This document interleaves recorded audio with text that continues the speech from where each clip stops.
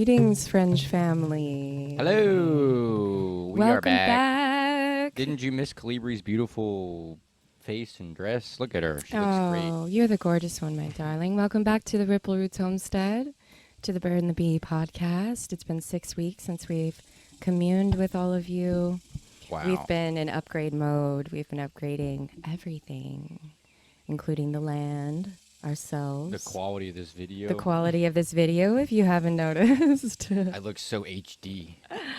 Our hair, mine's actually in an awkward phase, which we spoke of. I did a little set for last night at our open mic at the Taste of the Islands. That was a nice little segue back into the world. Ow! That was Hit him with your roast of yourself from the great Bill King. was inspired by everyone telling me how much I look like Lucille Ball, and then we were talking to Bill King about wanting to host a roast battle, and he tells me, well, here, I'll give you an example, Calibri. He says, you're like Lucille Ball meets Mad Max Beyond the Thunderdome. And that's because of my mohawk, and I have curly red hair. So, and Lucille and I, we do actually. And she's more of the cartoonish version. What did you say the other day me. about like something meets like Little House on the Prairie? I think it was. Like I said this punk yesterday. I said post-punk meets Little House on the Prairie. Yeah. Yeah. That's what I like. I like, I don't know, mixing up stuff like that. And I'm the dark hippie guy. That's my vibe. So we were sent some herbs to try. We got some companies sending us some supplies to try. Some kratom, this one was. From Indonesia. Yeah. Indonesia. None of that cheap Thailand shit. This is high quality.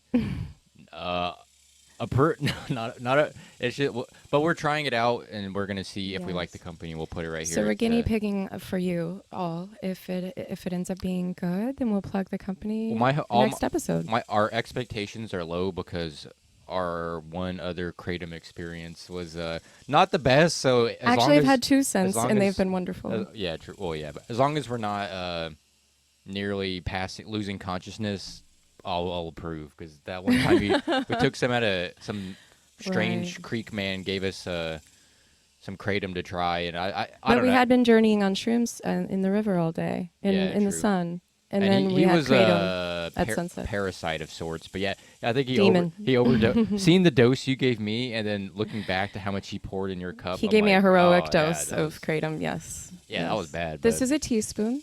And it's I'm excited to speak on it if it ends up being a fruitful journey for me. Yeah, it's supposed to help with, at least the package says, like, energy, focus. Yes, because it's a blend as well. It isn't just the kratom, which has had some issues lately, I've heard of. What else just is through rumor in conversation with people, that the FDA not only has not approved it, but is banning it, or has banned it from certain blends. Or from what it sounded like, the guy I was talking to at 7-Eleven said that they banned it. FDA banned it, but because there's other stuff in it. But I think that was just that company or product or whatever. But possibly, but it was this wonderful blend of kratom and kava. It might have had to do with the kava because California already established that it was dangerous, that it can cause cancer. Kava? Mm-hmm. And also like liver cancer. Bar. Honestly, no, I remember I went to a kava bar in San Francisco, and I remember drinking it. They'd serve you in these coconut bowls, and then your tongue gets kind of numb. And I remember there was a book at one of these tables that was about like the history of kava, and I was flipping through it, and it was like it's talking about all these islands it was from, and there's like slightly different types, but whenever people drank it a lot, they would get all these like spots on their back, or like just spots on their skin. But it's very heavy on the liver, so you have to take a break. That's like heavy, high dose. Right, so that's why they deemed it dangerous, is because it's very heavy on the liver. But it's very good if you're a binge drinker, or if you're trying to get out of using alcohol for relaxation. Having a cup of kava in the evening or whenever is just wonderful. It's a great relaxant. And then the kratom is sort of I don't know how to describe my experience with kratom. It's a little uneasy, but then it really settles my mind. But it has a threshold, a little like shrooms for me. Real interesting. Kratom is on the level of shrooms for you. Is that what you're saying? Like a little microdose. That threshold that you feel, when you're going into, it kind of has that pull reaction for me in a little I don't in a know. way. Anytime I've taken it, even when we had that a lot high dose, I didn't really. I mean, I guess I was so focused on you, but like I didn't really Right. feel anything. Other times I've taken. I mean, we Hmm. had that one blend. I was like relaxed. That's I how think, I but feel with hemp it's hard to tell. isolates or bud isolates, like the Delta 9. It does, or Delta 8. It does nothing for me. That ain't. Not a thing. It's not any. It's not a. Well, okay, write this down. We'll tie this all back into synergistic effects versus monocropping deduction. This all tie back in, folks. This is the whole thing. This Our is just a overarching mirror. Yes, so our overarching goal and energy of this episode has to do with uh, being symbiotic stewards of the soul and the land, or the soul of the land. Yes, working And with it, working with nature. enhancing each other. Yes, and creating a sustainable place for all creatures, including ourselves, and us all working together in symbiosis to Yeah. find balance and equilibrium and to maintain that. Yeah, less like militaristic control and more, free Yes. flowing. So work it's a together. holistic approach to life, 'Cause- and we take that holistic approach into the way that we farm. And we were at the library talking about the nature of this episode, and gathering our thoughts. We like to go and rent a room there, and they have a big dry erase board, and we like to just hash things out and research, and it's just a great business meeting for us, so to speak, just to get out of this environment and more into like a professional setting where we can focus, so we're not worried about projects and responsibilities walked in and a little distractions. Blank, small room. Yeah, but I was just here to work. I was having a very difficult time. I was at an impasse with myself, because to distill down what we do here on the homestead, and homestead is the closest word that Hobby we can homestead. find. Or I don't really like that terminology, or any terminology really, because we don't follow any specific doctrine or or mode or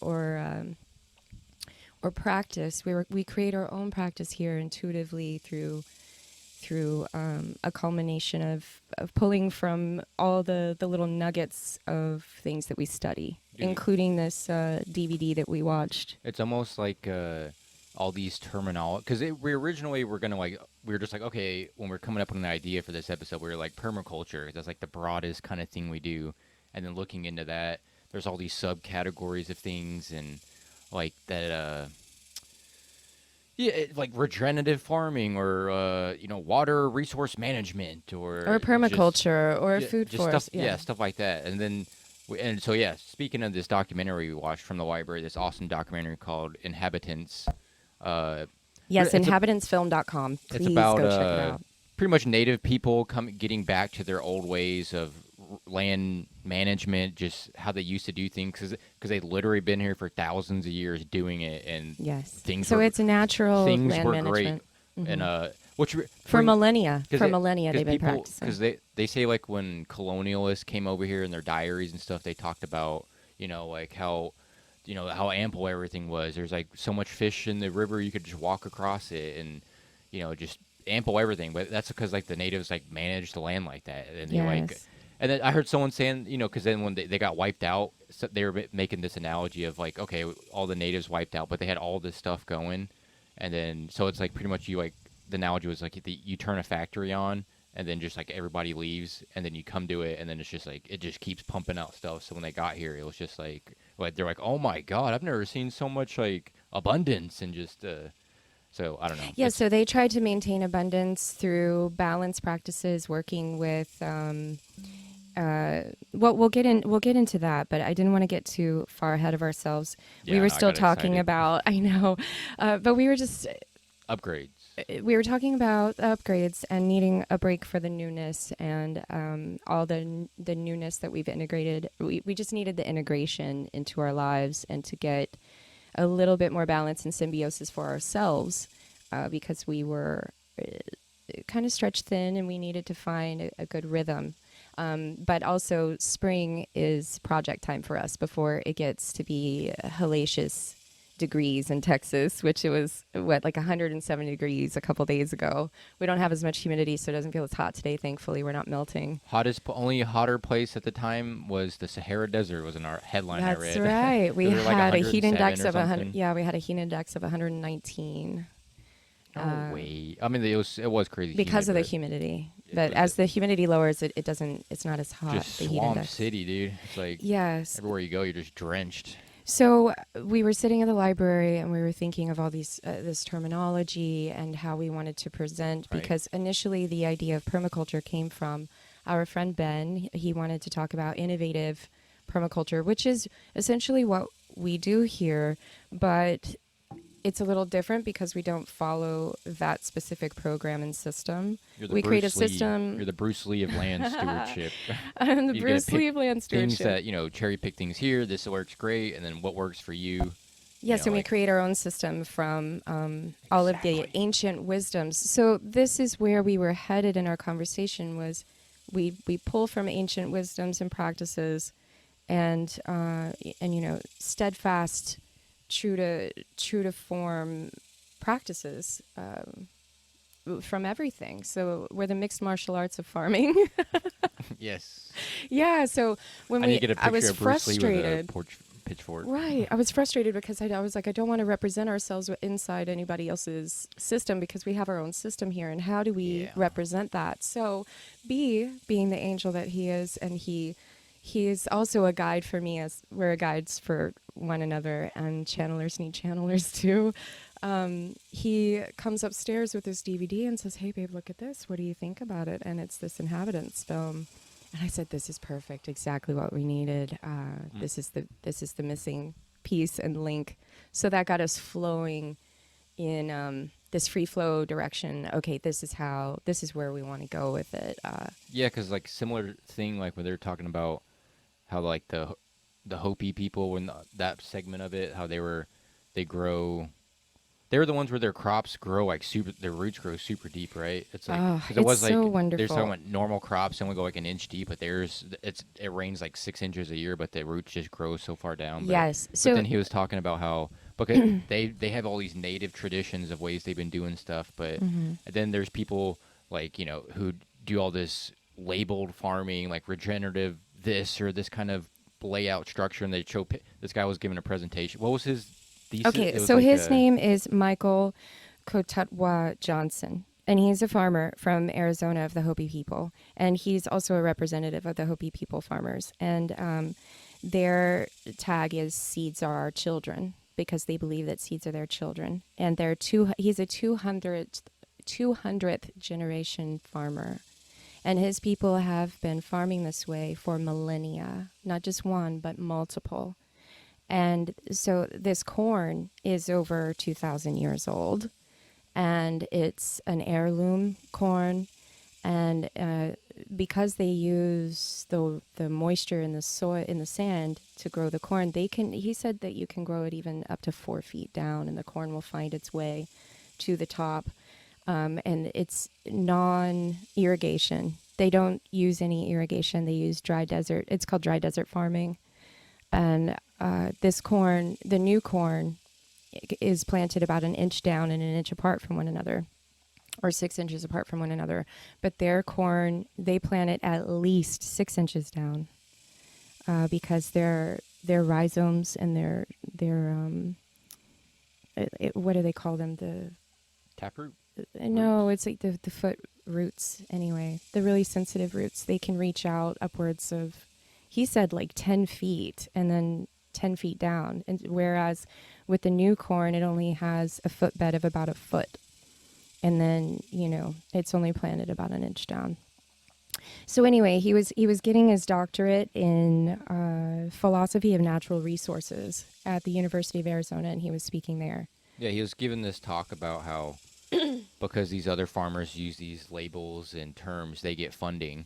But Yes. this Hopi way of doing it for thousands of years, which is they're just they doing what they do and just putting a nice language on there, and that's what he speaks on as a Native American. He was getting his doctorate so he can speak their language because they're making Yes. up they're coming up with their own terms and all Hmm. this stuff. So he's like yeah, they're just making a whole another language that I'm trying to learn so Right. I can So that he can translate help the and traditions of the Hopi people to the modern man so that they can understand the importance of this type of regenerative living and living with the land.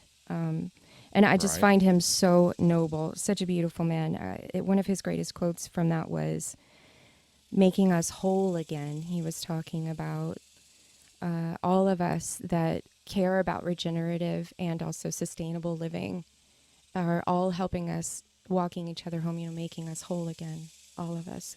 Yeah, and that's just I, speaking on because another term we were interested in was excuse me. food forest. So like and then but then it goes beyond just food because it's about like increasing biodiversity and it's about making the whole better. Then obviously food is a nice perk of it, but if you can, the land Precisely. isn't being just drained And from the food forest nutrients. people of the film, they follow 5 different tribes, and they're from different areas of the United States, and so they skip to Hawaii. Hawaii is like the fourth or fifth, and they are the food forest people. And it's a lot like modern permaculture as you would know it. It's just as we do. We use an intuitive way of planning, and it's not as structured, but it's very structured. It's just No, structured yeah. within seasons and within the holistic flow of all life. This wasn't on the documentary, but I remember hearing someone talk about in the Amazon, which is a man-made food forest, but they were talking about because down there, like they don't have the same kind of soil we do, like in North America. Because down there, all Mm. the nutrients, there's so many fucking trees and plants, like everything's locked up in the trees.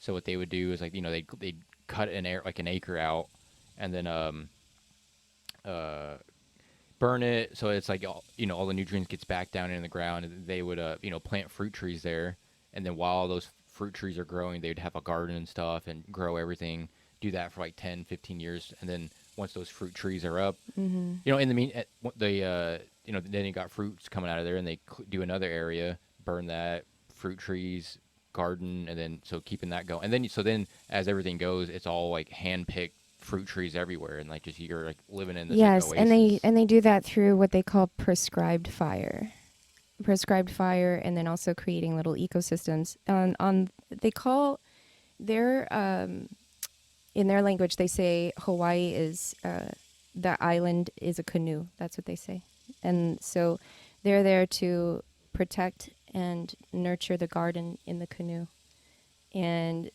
so the people of the ethnobotanical community garden,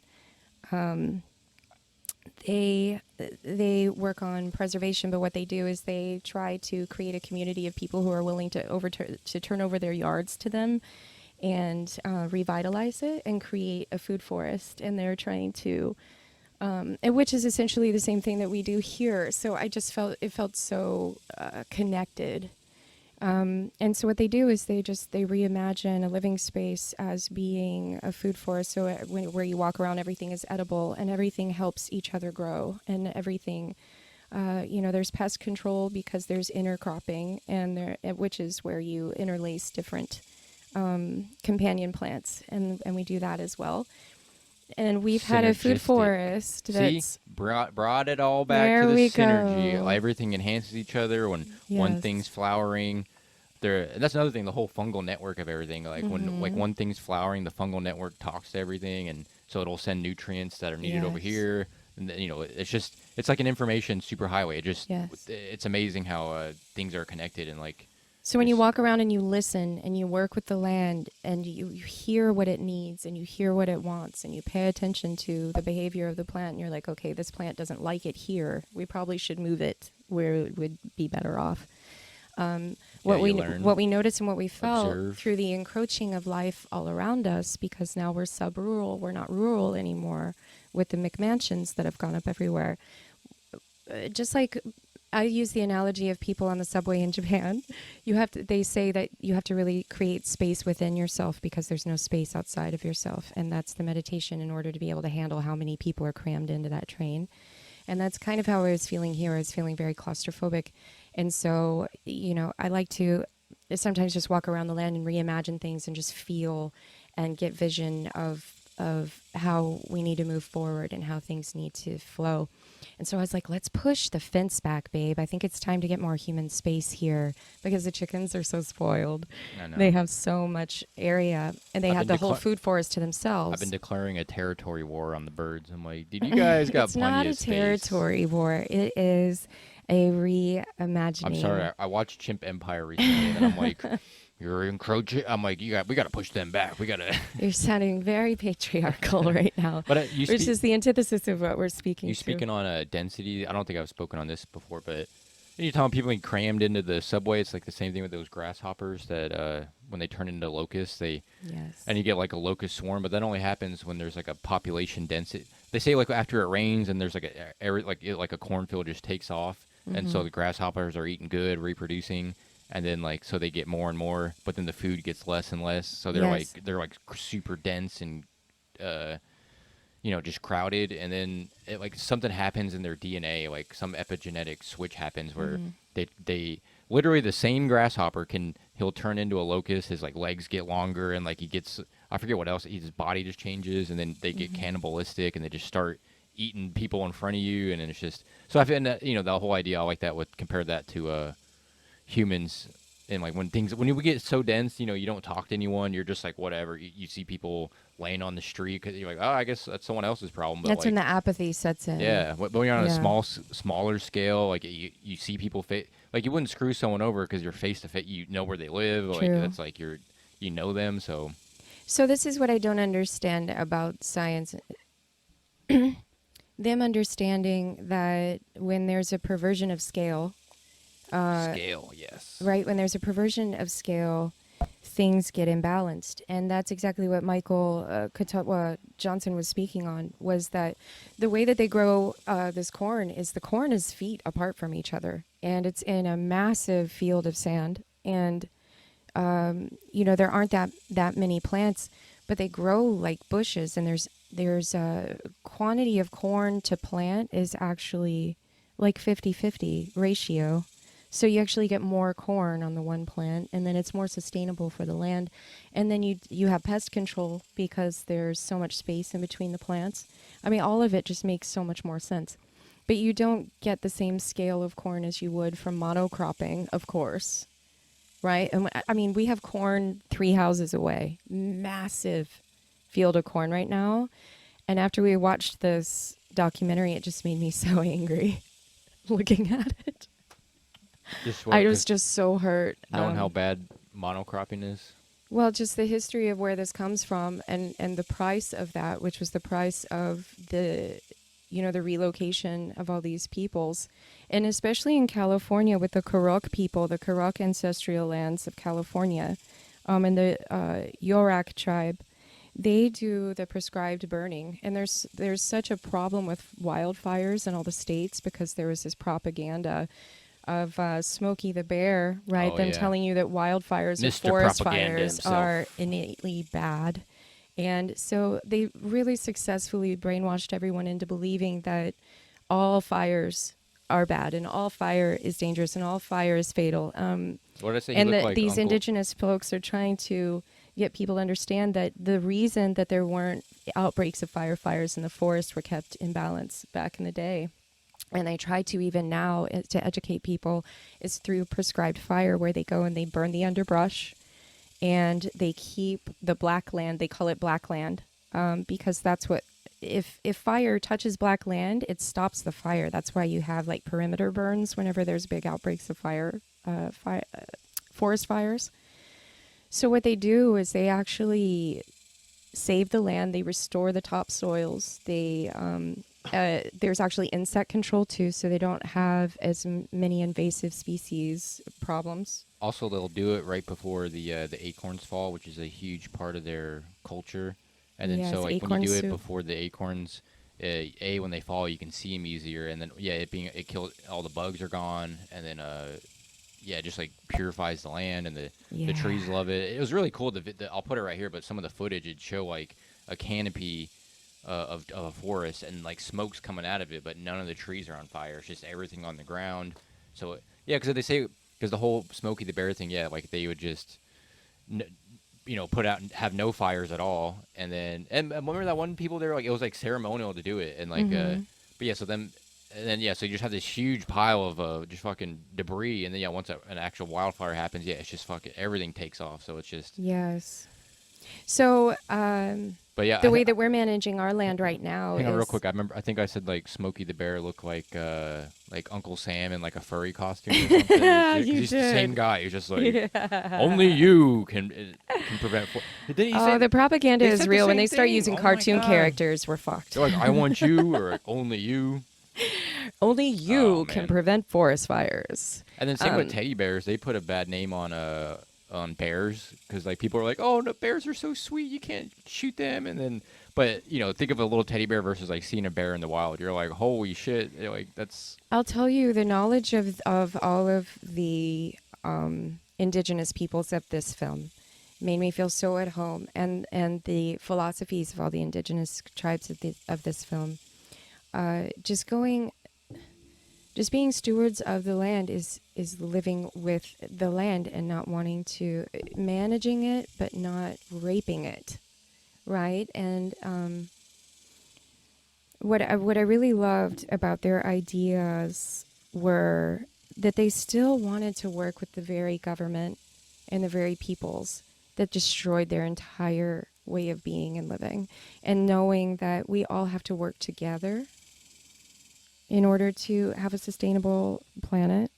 And one of the Karuk peoples, she said, bow to each other's knowledge in some areas. We need to be able to bow to each other's knowledge in some areas.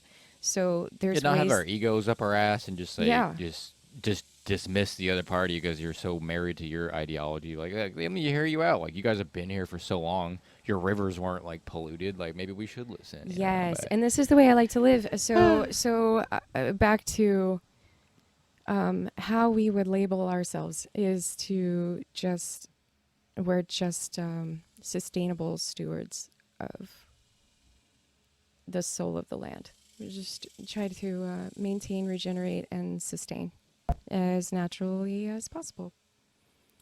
And our food forest is expanding and changing in so many beautiful ways already. We've pushed the fence line back halfway up the orchard, so we have this big open area, and we're able to sit underneath the plum trees, and it just everything feels like feng shui wise. Just it has this gorgeous flow and open energy.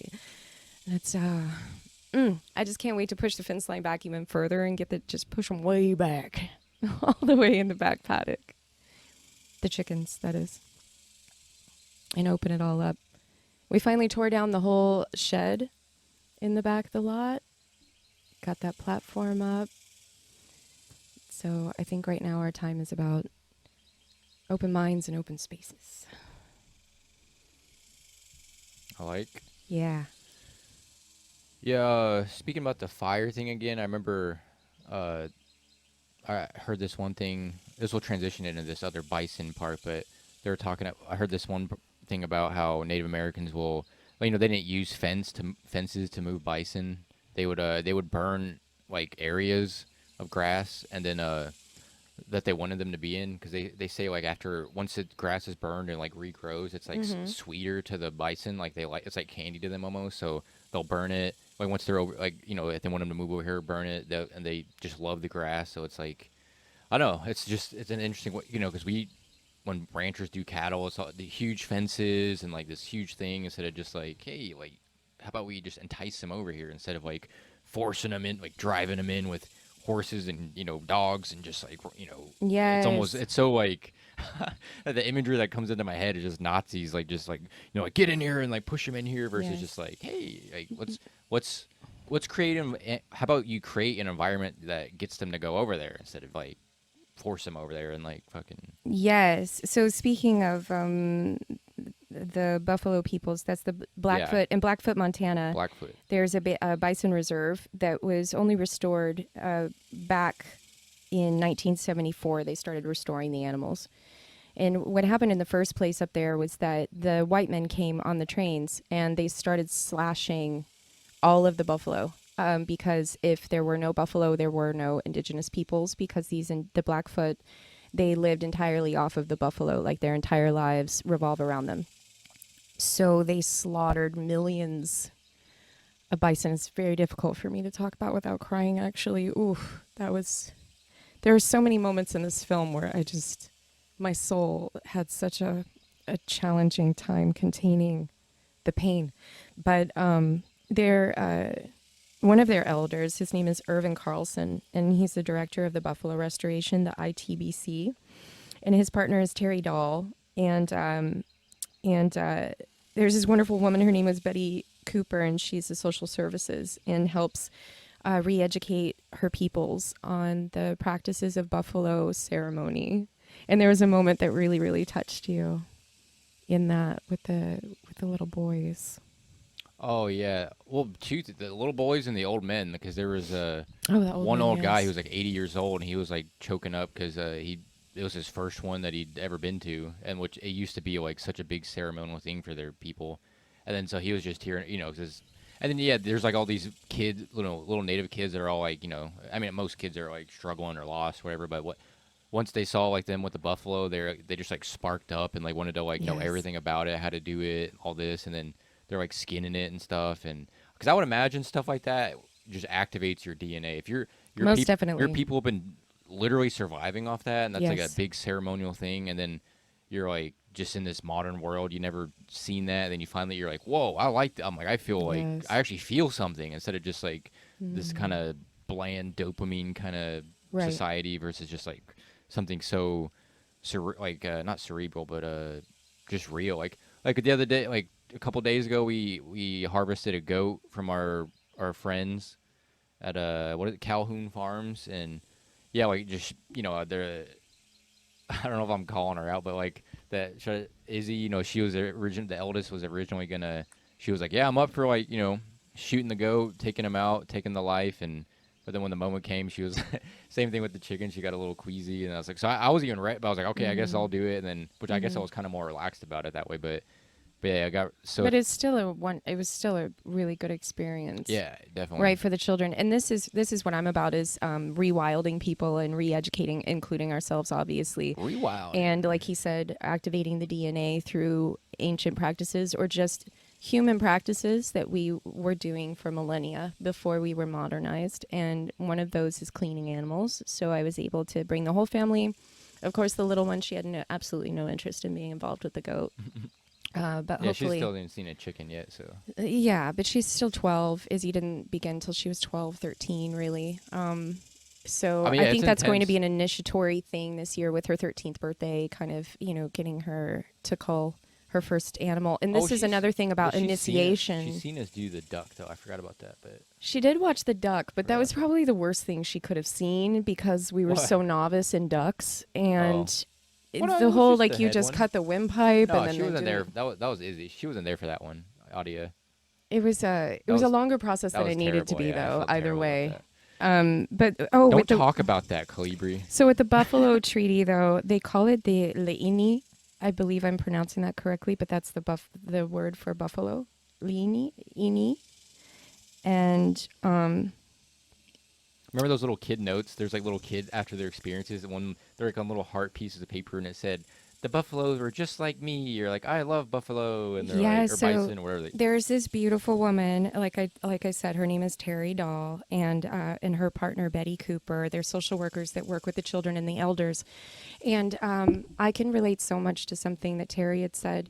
She said that she was working with a group of men, and there was an 80-year-old man, and she said, which number of buffalo ceremony is this for you? And he said, this is my first time. And she broke down in tears because you just feel so much for human existence that's disconnected from our ceremonies and our sacred ceremonies. And it just broke her heart. And that's what I'm saying. Like, it breaks my heart also. So this practice of living, of sustainable living, it just like that just ignites me even more. It lights my fire even more, because I would love for all peoples to be reconnected with the ancient practices of stewardship and how we're not how we're supposed to be living on this planet, but how it works in holistic balance. It's just perfect. If we live this way, we can sustain it forever. But right now, the way that we're just burning everything down and monocropping everything, and the bottom line is production and growth and expansion, and that can't go on forever. It's the center won't hold, right? Yeah, just by design, like to increase every quarter. I'm like, how do you not see where that's gonna go? Like, it's gonna fall off the rails at some point. But Yes. yeah, and all that, and all the beautiful regenerative native stuff, and then contrast that to you're talking about monocropping. I remember, I'll look up who said it, but I remember reading this quote that said, a lawn is nature under total authoritarian control, because like every Yes. blade's cut, it looks like a goddamn buzz cut, not a piece of grass out of place. Yeah. Everything's super orderly, and it's like, yeah, very government, it's like a military lawn. That's what I see when I see pristine green lawns and stuff. And Right. But I got some stats about how wasteful Ooh. lawns are. There's 40 to 50 million acres of lawns in the U.S.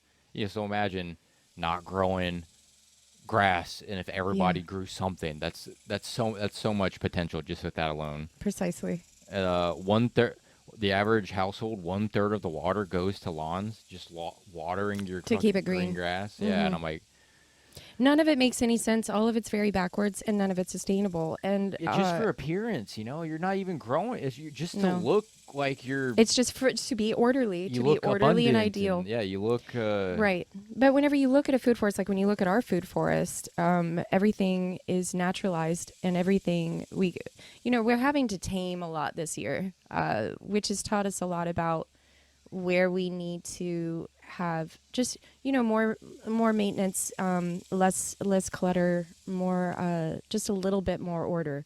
So that's what we're saying is like there's a full spectrum of this, and it's not I'm not asking for an extreme in either direction, especially from ourselves.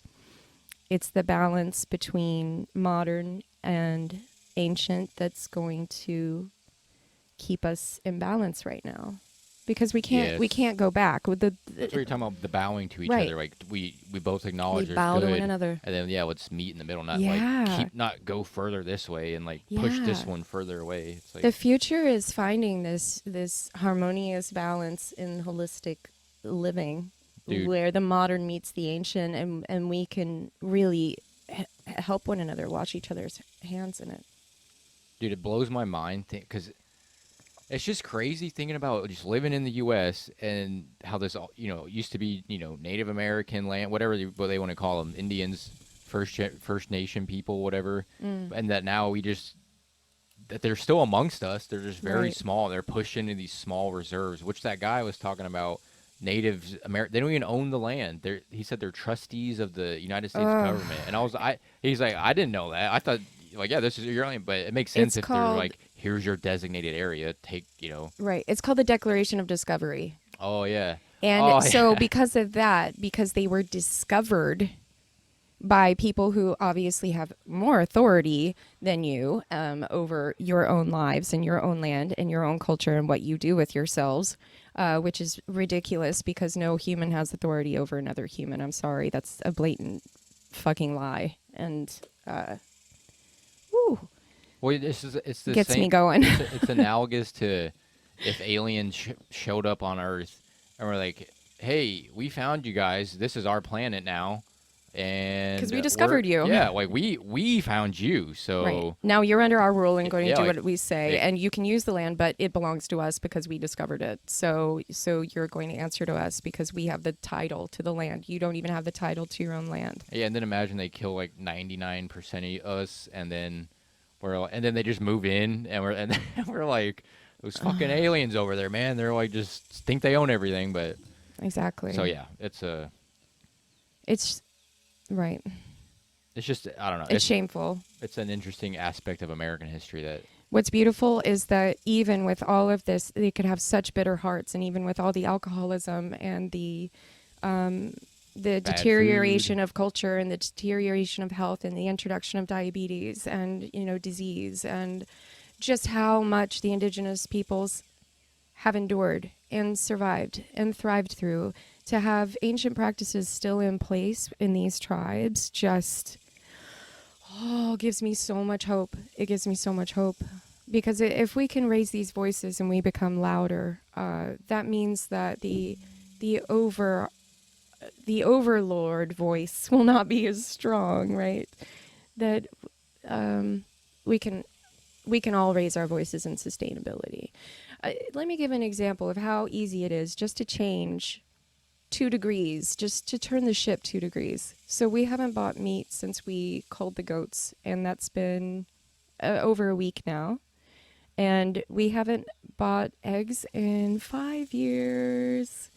And my goal is to get us out of the grocery store and just get us into growing what we can here, and then working with other local farms like we did this week.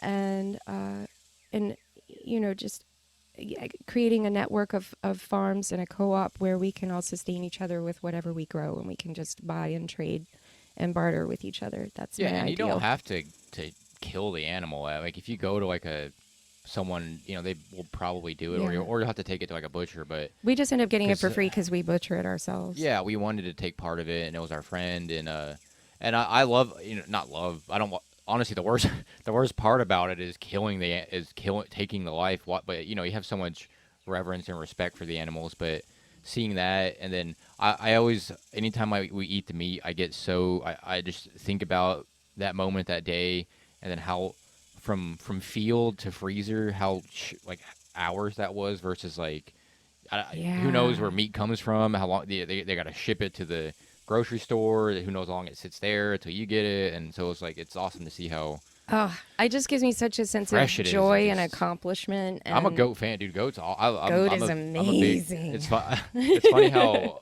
I don't know, it's weird how it's in American culture, it's like not utilized at all, but it's unbelievable to me. Like Africans, they eat a lot. Like don't like island people. I mean, and they're yeah, so they low sell goat at the impact Pan-African Mart, but it's very Yeah. expensive. So we're saving a lot of money right now. And Izzy being Jamaican West Indian, I love that I'm able to provide her DNA with goat, because that's such a and also Adia being El Salvadorian. So I don't know. There's so much pride and joy and fulfillment in it, and I just can't wait. They say that it takes about 8 years to really establish a homestead and sustainability, and we're at year 5, and we're doing pretty well with our own limiting factors and what's available to us as resources and education and whatnot. So I think we're kicking ass, and if we can do it, you guys, anybody can do it. I don't mean to sound preachy in these segments by any means, but I'm very passionate about it. I mean, passion, intensity. Sustainability.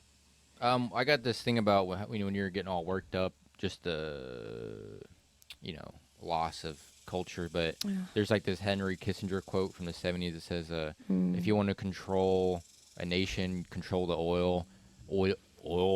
Control the oil. If you want to control the people, control the food." And then and then there's so much how much we fed them just bad diets, but there's like six big ass companies that control 90% of like the food and grains. Yes. And then and then speaking of this corn, I remember here 90% of like, okay, this is about glyphosate in Monsanto. Like glyphosate originally was like I think they said they sprayed it onto like army tanks to like clean it or some shit. And then so they had some, they like tossed it out in like some grass, and they noticed that like it just killed everything, nothing grew there. And then so they're like, oh, this might be good for crops and pests, 'cause they keep pests off our stuff. So then, but then they made this type of corn that was specifically just averse. It was immune to the glyphosate, and so they bred that and made that stronger. So and they said it's like, so they spray glyphosate on these rows of corn, and the corn does great, not affected at all, but kills absolutely everything around it. And that washes into the water. And that's 90% of the corn that's out there. And so it was cool seeing that guy giving out the corn he was growing, and when he was giving, he's like, here, take some kernels. Some corn, go start it at home. He's a real Johnny corn seed. He's like, spreading corn, take it, spread it, and then it's really kind of fractal, because it's like this one seed if one guy does it, he gets a whole kernel, gets a That's ton all we're all more, doing. gives all those out to other people, and it's like a it's like Exactly. exponential growth. So it's cool to Exactly. see. Think of that one guy. The impact of that is like ripples out. Ripples roots. Ripples. The roots are ancient. The ripples Yeah. are now, and everything we do is planting a seed in the subconscious, and the seed in society, a seed in the totality of life, because everything is connected. Holistically. Well, and he was, I forget who was saying it, but there's one part where they're talking about doing like a drum circle smoke thing, or then they're talking about like the rippling into the earth. And they say this Yes. at like ecstatic dance and stuff, like when they're, Mm-hmm. just to send this vibration into the earth, and like, Mm. hopefully it ripples out tenfold into It something, does. butterfly effect type of stuff. It does. Energy is real, and energy affects. It's funny how so many people will believe in that, but if you apply love to that or anything, vibrate, people are like, that's a little corny. But then, Well, but because it's been recanned and repackaged and propagandized as being woo woo instead of being, anything naturalistic, anything common sense is woo woo. I'll find this picture, but it reminds me of this. I had it post on my Instagram a long time ago. There's like, I think they're actually in Taos. These Pueblo Indians, they're like on a river, and one's like on a rock, the other one's on the rock like this, and it just bathing in it. And I remember my caption was just fucking hippies, because that's what people, but if to them, I don't know. It's just funny, and people try to do that. Yeah. The standard narrative, people are like, "Pff, Right. what are you soaking in the sun?" So we have to categorize and label everything in order for it to feel safe and to be able to make sense of our world. And I just don't operate this way. So back to Yeah. having difficulty in framing what we are and what we do here. It's just that I'm a child of the earth, and also a mother, and also I try to live in deep reverence to uh, the mother, and to everything, just to everything, to the all, even to those that have helped poison our peoples and poison our lands, and they're just ignorant and don't have an understanding. Like, I swear, what you were just talking about is that every byproduct of war or industry has a secondary byproduct, and it ends up being toted to and sold back to society as something useful and something beneficial, when really they're just trying to get rid of a So evil. byproduct because of whatever their reasoning is. It could be they don't want to pay the environmental dumping fines, or Like fluoride or Vaseline. just like Vaseline, just like, yes, there's so many things, but Yeah, this fluoride was a glyphosate, waste. just knowing that anything that you eat that has corn in it has glyphosate in it, Oh, yeah. unless you grow it yourself. Like, we have Hummus. ancient corn. Hummus has a lot too. I don't eat hummus because of that. No, we stopped eating hummus because we found that out. Did you talk about this whole idea about like abstractions and labels? I have in my notes here about the Pinaha people. I think they're in somewhere in the Amazon, but their whole language is like, so they were describing it how it's almost like a snapshot of like the evolution of language, because they're kind of like, we're up here, we deal with abstraction, we deal with like, for example, but like abstraction, I mean like they don't have like colors, like they don't have like the word thing for like red. It's like that's Or the, they don't have a color for blue either. Yeah. well, for anything, they're like that's the color of a cherry. That's the color of, the sky, or like even north, south, east, west. Everything's like relational. Like they're like the river. It's like toward or away from the river, like toward or away from the mountain, and like so Right. it's really interesting. And let me see. Oh yeah, just even about abstraction. So like when missionaries would come down there, they would explain to them about Jesus, and this guy Jesus kept talking about Jesus, and they're like, "Did you know Jesus?" They're like, and he's like, "No." He's like, "Did your parents know Jesus?" He's like, "No." Like your grandparents? He's like, "No." He's like, "Then stop talking about him." Like Right. we don't want to hear about other people's, like we want to hear like you, if you Your didn't, direct yeah, if experience. you didn't experience it, like why are you talking about it? Essentially, which it sounds so simple, but that would go so far in our society, like the whole. Like when you see those like abortion legislation things, and it's all these like old white guys just like, and they're like, Exactly. Why are you in yeah, my panties? exactly. You have no experience with this. Why So are you why inside my you body? regulating what other people can do? Yes. But that's a whole fucking Well, thing. I But feel I like, just love that idea. How those people, yeah. they're very the whole essence of be here now, Ram Dass. They're very much that, because they're like Yes. it's very here. Like, why are you talk? Like, we're here. Why are we even talking about something so far back or There are something like that? blatant violators in life, and then there are those who are just ignorant and need education and their minds expanded. And I love that the natives and these tribes people have taken up educating themselves and trying to meet the white man in the middle. Especially like Michael, like you were talking about the sciences. Michael, he was talking about how it's so difficult for most tribes to, just like it is for me. I can really relate to this. It's almost like the equivalent of your Korean Han, where we feel like I don't want to speak the man's language who has enslaved my peoples, and I don't want to speak the rapist language. Yeah, a colonized tongue. I don't want to speak a colonized tongue, and I don't want to speak of their systems or speak in the terms and the tongues of their systems in order to be able to relate and educate them because of their ignorance. Yeah, But this is something that's necessary and you has teach to me be a lot done. about that. So the more that we are able to integrate our own practices and belief systems, but also be able to speak to them in their own tongue, even though it might disgust and be a bitter medicine to be on your tongue, which it is for me.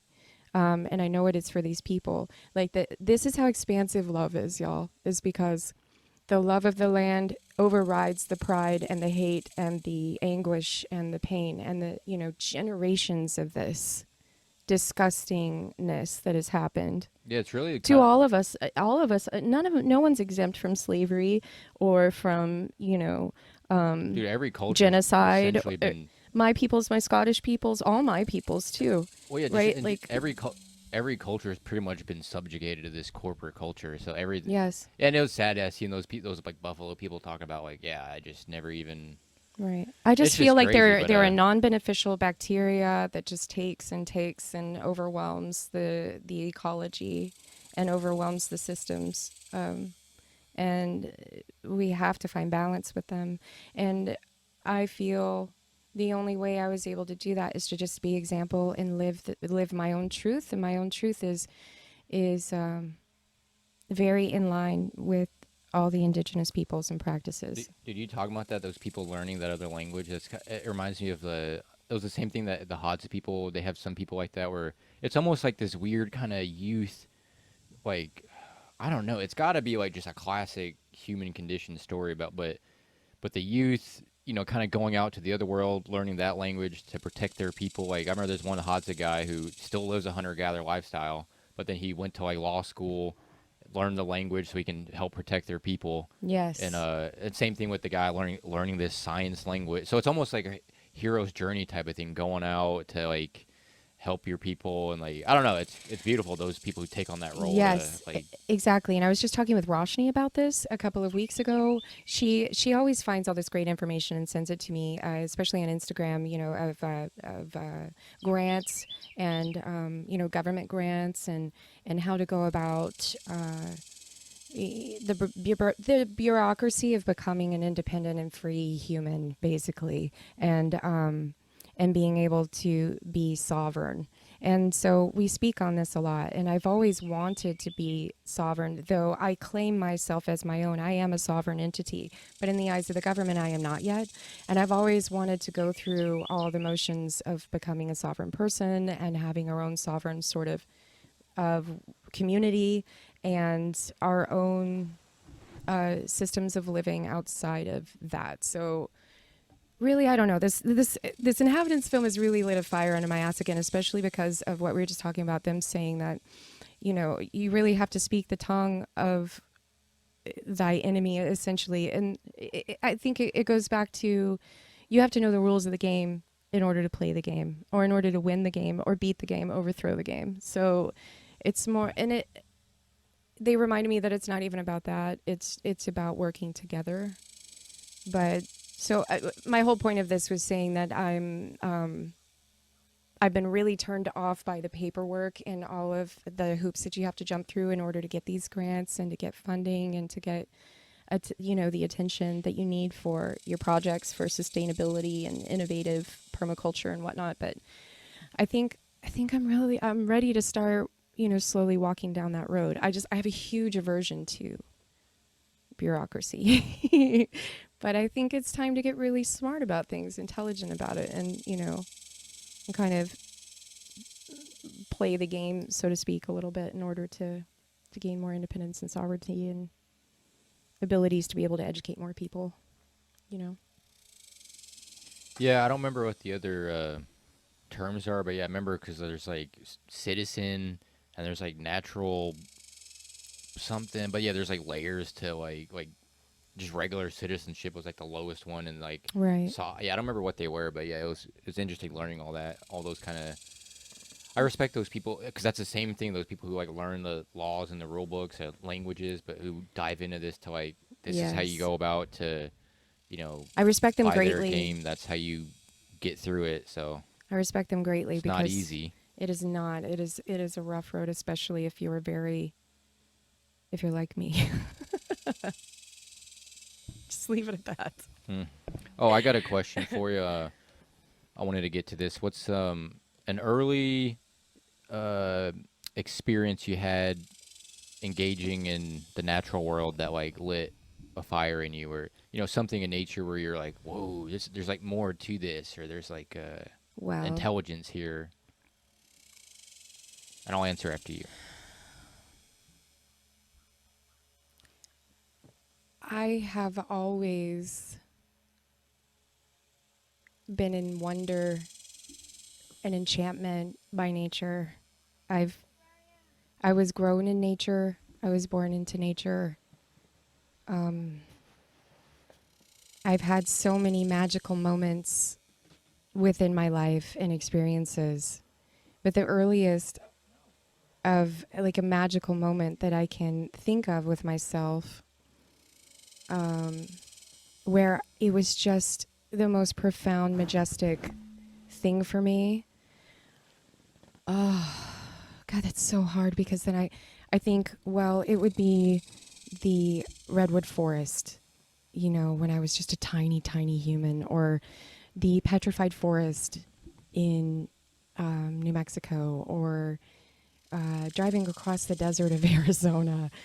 But, we're seeing sunset or sunrise in Utah for the first time, and just all these gorgeous, gorgeous moments. But I will tell you, it was at this vortex at the Golden Lotus Gardens in Encinitas, California, where my dad and we used to have qigong and energy circles and drum circles, and we used to teach Tai Chi, and my dad would work with the monks that were residents there. And this is at the Pahapsanama Yogananda Temple.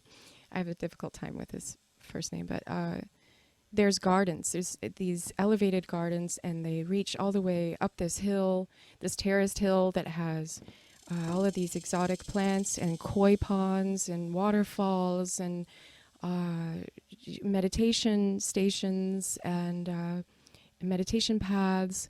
And you can see where the old pool had fallen off the cliffside. It was broken in half, and half of the pool was down on the beach. And there was this place where my dad, he walked me all the way to the top after he let me soak everything in. And he says, "Come here, baby. I want to show you something. I want you to feel something."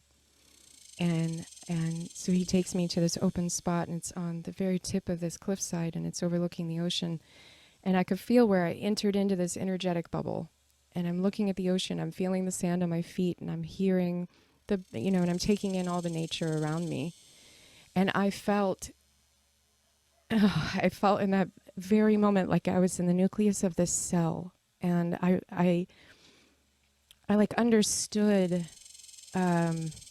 energy pathways and as truth for myself, and vortexes as truth, and like hot energy hotspots in the world. And I like to be very in tune with everything, but in this moment I just felt the most incredible peace and belonging and wholeness with all things. And I didn't want to leave that little like energy bubble, that little place.